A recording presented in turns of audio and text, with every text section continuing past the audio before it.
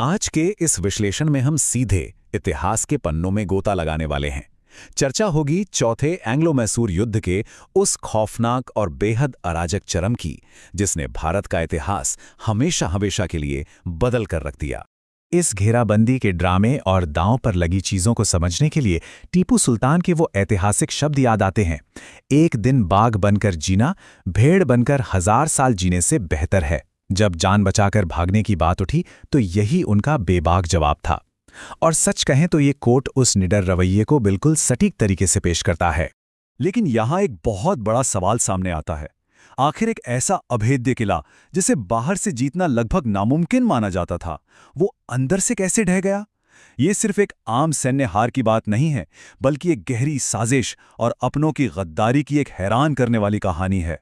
चलिए सबसे पहले उस दिन के माहौल को समझते हैं जब इस शक्तिशाली किले को आखिरकार भेद दिया गया था। 4 मई 1799 के उस दृश्य की कल्पना की जा सकती है। श्रीरंगपट्टनम का किला धू-धू कर जल रहा है, चारों तरफ धुएं का गुबार है, तलवारों की झंकार और गोलियों की भयानक आवाजें गूंज रही हैं। ब्रिटिश सेना ने किले की दीवार में सेंध लगा दी है और वो अंदर घुस चुकी है। उस पल की अफरा तफरी और खौफ को सचमुच महसूस किया जा सकता है।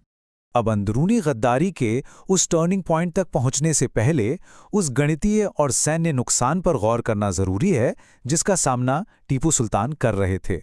यहां जो सबसे चौंकाने वाला आंकड़ा है वो है 16,000। अंग्रेजों ने पहले ही अपनी विशाल सेना तैनात कर रखी थी, लेकिन तराजू का पलड़ा अंग्रेजों के पक्ष में पूरी तरह से तब झुक गया जब हैदराबाद के निजाम ने 16,000 सैनिकों की अपनी अतिरिक्त फौज उनकी मदद के लिए भेज दी। इस तुलना को देखने पर स्थिति बिल्कुल साफ हो जाती है। एक तरफ ब्रिटिश और निजाम की कुल 43,500 सैनिकों की विशाल गठबंधन सेना और दूसरी तरफ टीपू सुल्तान के पास मोर्चे की रक्षा करने वाले महज 3,000 के करीब सैनिक। गणित पूरी तरह से उनके खिलाफ था। इतनी विशाल सेना होने के बावजूद अंग्रेजों को एक ऐसे आदमी की सख्त जरूरत थी जो किले के अंदर मौजूद हो। और यहीं से इस पूरी कहानी में एंट्री होती है एक इनसाइड मैन की। मीर सादिक। इतिहास में ये महज एक नाम नहीं है, बल्कि गद्दारी का एक पूरा प्रतीक बन चुका है। मीर सादिक टीपू सुल्तान के मंत्रिमंडल का एक बेहद शक्तिशाली मंत्री था। उसके पास खुद की एक सेना थी और सबसे खतरनाक बात, टीपू सुल्तान की रक्षा रणनीतियों की पूरी A to Z जानकारी उसके पास थी। ये वो शख्स था जिस पर पूरा भरोसा किया गया था। यहां दो बिल्कुल अलग अलग तस्वीरें उभर कर आती हैं। एक तरफ टीपू सुल्तान है जो सबसे आगे मोर्चे पर डटे हैं, भागने से इनकार कर रहे हैं और अंग्रेजों को चुनौती दे रहे हैं। और वहीं दूसरी तरफ मीर सादिक है जो परछाइयों में छिपकर काम कर रहा है, खुफिया जानकारी दुश्मन को दे रहा है और पूरी साजिश रच रहा है। लेकिन ये साजिश असल में जमीन पर काम कैसे कर गई? चलिए इस धोखेबाजी के कदम दर कदम तरीके को समझते हैं। ये पूरा प्लान कितनी चालाकी से रचा गया था उस पर ध्यान दीजिए। सबसे पहले करीब 5,000 ब्रिटिश सैनिक खाइयों में छिप जाते हैं। तभी अंदर से मीर सादिक एक झूठी अफवाह फैला देता है कि किले के दक्षिणी हिस्से में सैनिकों को वेतन बांटा जा रहा है। जैसे ही किले की टूटी हुई दीवार की रक्षा कर रहे सैनिक वेतन लेने के लिए वहां से हटते हैं, वो हिस्सा बिल्कुल कमजोर पड़ जाता है।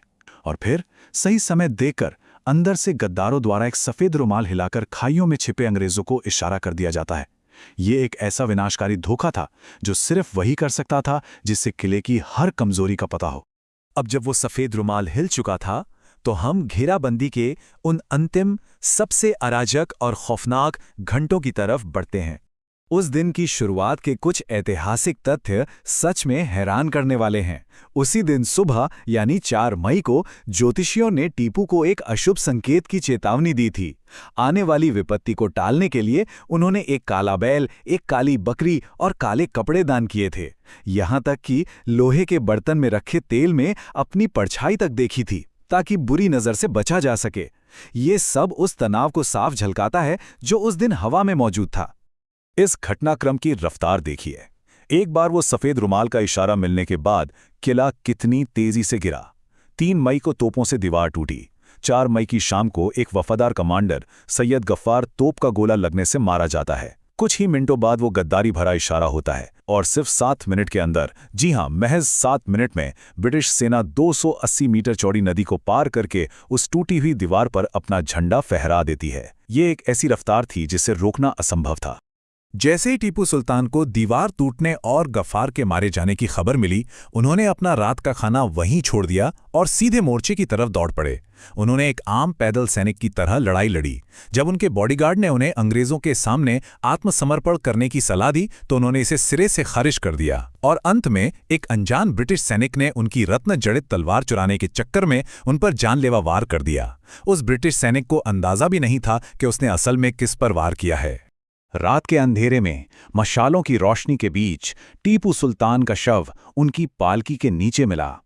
उन्हें पूरे सम्मान के साथ उनके पिता की कब्र के बगल में दफना दिया गया। इस तरह एक बहुत बड़े साम्राज्य का हमेशा के लिए अंत हो गया। तो ये पूरी कहानी एक बहुत गहरे सवाल के साथ हमें छोड़ जाती है।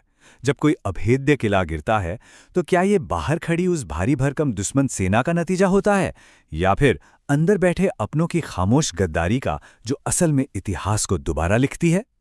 इस ऐतिहासिक विश्लेषण में साथ जुड़ने के लिए धन्यवाद। इतिहास के पन्नों में दर्ज कुछ कहानियों को हम सदियों से बिना सवाल किए सच मान लेते हैं। इस गहन विश्लेषण में हम एक क्रिटिकल हिस्टोरियन या विश्लेषणात्मक इतिहासकार के नजरिए से मौर्य साम्राज्य के पतन की स्थापित कहानी की जांच करेंगे। क्या जो हमें सालों से बताया गया है वो पूरी तरह सच है, या फिर इतिहास के नाम पर कोई बहुत बड़ा मिथक परोसा जा रहा है? आइए इस गुत्थी को सुलझाते हैं। तो चलिए इतिहास के इस सबसे बड़े कोल्ड केस से शुरुआत करते हैं। सवाल ये है, क्या मौर्य साम्राज्य के अंतिम सम्राट बृहद्रथ की हत्या वाकई उनके ही सेनापति पुष्यमित्र शुंग ने की थी? ये एक ऐसा दावा है जो इतिहास की लगभग हर किताब में एक ठोस तथ्य की तरह दर्ज है। लेकिन जब हम एक इतिहासकार की तरह सबूतों की तलाश शुरू करते हैं तो कहानी कुछ और ही नजर आती है। और यहीं से हमारी मुख्य समस्या शुरू होती है। एक तरफ हमारे पास एक्सेप्टेड नैरेटिव यानी स्थापित कहानी है जो चीख चीख कर कहती है कि सेनापति पुष्यमित्र ने सम्राट की हत्या कर मौर्य साम्राज्य को खत्म कर दिया, और दूसरी तरफ है आर्कियोलॉजिकल रियलिटी यानी पुरातात्विक वास्तविकता। हैरानी की बात यह है कि इस कथित हत्या का उस दौर का एक भी समकालीन या प्राइमरी सबूत मौजूद ही नहीं है। लोकप्रिय कहानियों और असली साक्ष्यों के बीच का ये फासला सच में चौंकाने वाला है। तो सबसे पहले बात करते हैं भाग 1 की, द असैसिनेशन मिथ यानी हत्या का ये मिथक आखिर खड़ा कैसे हुआ। ये देखना बहुत दिलचस्प है कि आधुनिक संदर्भ किस तरह एक इको चेंबर या गूंज का कमरा बना देते हैं। जरा सोचिए, विकिपीडिया पर लिखा है कि पुष्यमित्र ने हत्या की, लेकिन कोई प्राइमरी सोर्स नहीं है। आधुनिक इतिहासकार भी तख्ता पलट की बातों करते हैं, पर अपने मूल लेखों में उस समय का कोई ठोस साक्ष्य नहीं देते। होता यह है कि किसी एक ने बिना प्राइमरी सोर्स के कुछ लिख दिया और फिर बाकी सब उसी को एक गूंज की तरह दोहराने लगे। ये पूरा का पूरा नैरेटिव बिना किसी ठोस पुरातात्विक आधार के हवा में खड़ा कर दिया गया है। आगे बढ़ते हैं भाग 2 पर, फिक्शन ट्रीटेड एज फैक्ट, जब कल्पना को ही तथ्य मान लिया जाए। इसे समझने के लिए राहुल सांकृत्यायन के मशहूर उपन्यास वोल्गा से गंगा का उदाहरण लेते हैं। ये साहित्य का एक बेहतरीन काम है, इसमें कोई शक नहीं। लेकिन समस्या तब शुरू होती है जब लोग इसे एक प्रामाणिक इतिहास की किताब मानने लगते हैं। अगर हम मौर्य काल की ऐतिहासिक विश्वसनीयता की बात करें तो इस उपन्यास का मूल्य 0 है, क्योंकि ये अंततः एक काल्पनिक कहानी है, कोई ऐतिहासिक दस्तावेज नहीं। इस उपन्यास के इस हिस्से को ही देख लीजिए। लेखक ने बड़ी ही चतुराई से असली ऐतिहासिक किरदारों को अपनी काल्पनिक घटनाओं के साथ जोड़ दिया है। कालिदास, वाल्मीकि और पुष्यमित्र जैसे नाम इस तरह पिरोए गए हैं कि सब कुछ सच लगने लगता है। लेकिन जो लोग इन आर्टिस्टिक लिबर्टीज यानी कलात्मक छूट को ऐतिहासिक सत्य मान बैठते हैं, वे बहुत बुरी तरह गुमराह हो जाते हैं। एक उपन्यास को कभी भी इतिहास का प्रमाण नहीं माना जा सकता। अब आते हैं भाग 3 पर, एग्जामिनिंग प्राइमरी एविडेंस। आखिर असली प्राथमिक साक्ष्य यानी उस समय के शिलालेख क्या कहते हैं। हमारे पास एपिग्राफिया इंडिका नाम का एक बहुत ही महत्वपूर्ण दस्तावेज है। ये भारतीय पुरातत्व सर्वेक्षण यानी ASI का आधिकारिक प्रकाशन है। इसमें धनदेव के अयोध्या शिलालेख का ब्यौरा है, जिसमें वाकई एक सेनापति पुष्यमित्र का जिक्र आता है। ये एक असली पत्थर पर उकेरा गया पुरातात्विक दस्तावेज है। तो आइए देखते हैं कि इस शिलालेख में असल में लिखा क्या है और अनुवाद के नाम पर हमें क्या बताया गया है। ये हिस्सा थोड़ा हैरान करने वाला है। शिलालेख के असली संस्कृत पाठ में बस इतना लिखा है कि पुष्यमित्र ने अश्वमेध यज्ञ किया था। सम्राट की हत्या का वहां दूर दूर तक कोई नामो निशान नहीं है। लेकिन जरा अनुवादक के फुटनोट पर गौर कीजिए। अनुवादक ने अपनी ही मर्जी से ये बात जोड़ दी कि पुष्यमित्र ने अंतिम मौर्य राजा की हत्या की थी। इसे अकादमिक भाषा में हम एक बहुत बड़ी गड़बड़ी कह सकते हैं। जो बात मूल शिलालेख में है ही नहीं, उसे केवल अपनी मान्यताओं के आधार पर फुटनोट में गढ़ दिया गया और फिर पीढ़ियों ने उसे ही सच मान लिया। चलिए अब भाग 4 की तरफ चलते हैं। एनाक्रोनिज्म्स इन द पुराणास, धार्मिक ग्रंथों में समय और काल की विसंगतियों की जांच। हत्या के इस मिथक को सही ठहराने के लिए अक्सर कुछ पुराने ग्रंथों का हवाला दिया जाता है, लेकिन यहाँ एक बहुत बड़ा एनाक्रोनिज्म या काल दोष सामने आता है। जो ग्रंथ मौर्य साम्राज्य के अंत की भविष्यवाणी करते हैं, वही ग्रंथ चमत्कारिक रूप से यवनों, तुर्कों और यहाँ तक कि गुरुंडों यानी अंग्रेजों के शासन की भी सटीक भविष्यवाणी करते हैं। अब सोचिए, पुष्यमित्र का समय बताया जाता है ईसा पूर्व 185 और ये ग्रंथ 19वीं सदी की ब्रिटिश हुकूमत का वर्णन कर रहे हैं। है ना अजीब बात? जब एक तथाकथित प्राचीन ग्रंथ विक्टावती यानी महारानी विक्टोरिया का जिक्र करता है, अष्टकौशल मार्ग यानी पार्लियामेंट्री सिस्टम की बात करता है और ईसा मसीह के बारे में बताता है, तो एक क्रिटिकल हिस्टोरियन के तौर पर हमें ये मानना ही पड़ेगा कि ये ग्रंथ काफी बाद के समय में, संभवतः अंग्रेजों के दौर में रचे या बदले गए हैं।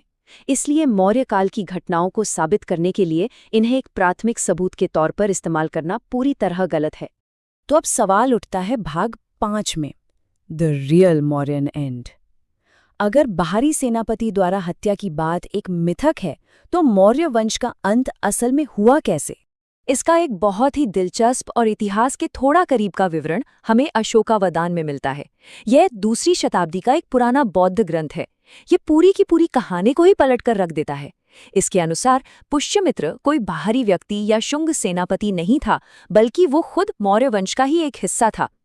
कहानी के मुताबिक सम्राट अशोक से भी महान बनने के अहंकार में उसने प्राचीन स्तूपों को नष्ट करना शुरू कर दिया। इस विनाशकारी रवैये के कारण उसे यक्षों ने खदेड़ा और दक्षिण में जाकर उसकी मौत हो गई। अशोकावदान बहुत स्पष्ट रूप से लिखता है, पुष्यमित्र की मृत्यु के साथ ही मौर्य वंश का अंत हो गया। तो इस विश्लेषण से हमें क्या नई बात पता चलती है? यही कि किसी बाहरी शक्ति ने मौर्यों को खत्म नहीं किया था। ये एक इंटरनल कोलैप्स या आंतरिक पतन था। मौर्य वंश के ही एक बिगड़ैल उत्तराधिकारी के अहंकार ने इस विशाल साम्राज्य को पतन की ओर धकेल दिया। और अब हम पहुंचते हैं अपने अंतिम भाग 6 पर, हु राइट्स हिस्ट्री, इतिहास आखिर लिखता कौन है। डॉक्टर राजेंद्र प्रसाद सिंह का ये उद्धरण हमारे आज के इस पूरे विश्लेषण को बहुत सटीकता से समेटता है। जब तक शिकारी इतिहास लिखेगा, महिमा उसी की ही होगी। हिरण के दुख को नजरअंदाज कर दिया जाएगा। इतिहास के पन्ने अक्सर उन लोगों द्वारा फिर से लिखे जाते हैं जो अतीत में अपनी खुद की महिमा या अपनी विचारधाराओं को थोपना चाहते हैं। तो आखिर में एक बहुत ही अहम सवाल हमारे सामने आता है, क्या हम शिकारी का इतिहास पढ़ रहे हैं या फिर हिरण का? ऐतिहासिक साक्ष्यों को हमेशा आलोचनात्मक दृष्टि से देखना बहुत जरूरी है। बिना प्राइमरी सोर्स के केवल कही सुनी बातों को मान लेने से इतिहास हमेशा विकृत ही होगा। हमेशा ये जांचना चाहिए कि जो आख्यान हमें परोसा जा रहा है उसका असली स्रोत क्या है। इस ऐतिहासिक विश्लेषण से जुड़ने के लिए बहुत बहुत धन्यवाद। उम्मीद है कि इसने अतीत को देखने का एक बिल्कुल नया और पैना नजरिया दिया होगा।